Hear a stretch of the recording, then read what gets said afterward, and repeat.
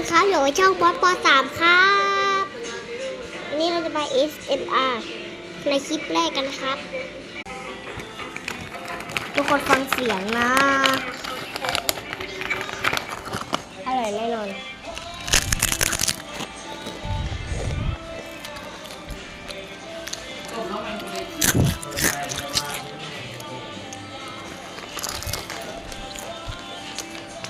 ต่อไปก็เป็นน้ำ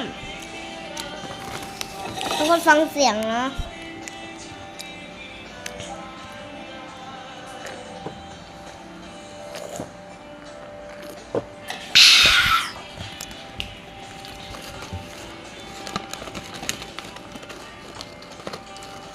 ทำมาอีกครั้งหนึ่ง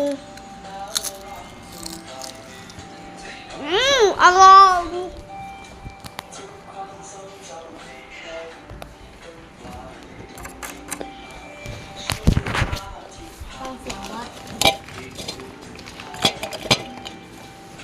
ซุปเปอร์บอสเอากินน้ำ